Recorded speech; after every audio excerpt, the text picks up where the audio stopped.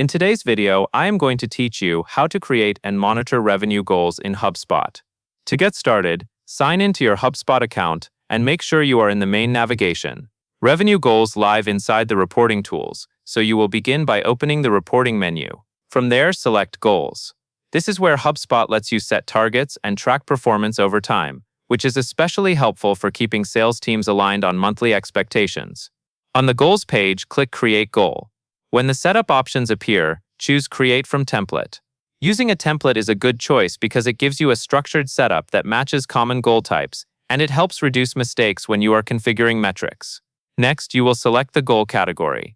Click Revenue, then choose Sales. This tells Hubspot you want to track sales revenue against a target, rather than activity goals or other reporting metrics. Selecting the correct type here is important because it controls where the goal data appears and how progress is calculated. After that, you will set a goal name and select a forecasting tool. Give the goal a clear, specific name that you will recognize later, especially if you manage more than one team or time period. Then choose the forecasting tool that matches how your sales forecasting is organized in your portal. This selection helps Hubspot connect your goal to the forecasting view you will use to monitor progress. Now it is time to enter your targets. Type the target amount for each month in the fields provided. Take a moment to double-check your entries before moving on, since even a small typo can make monthly reporting look inaccurate.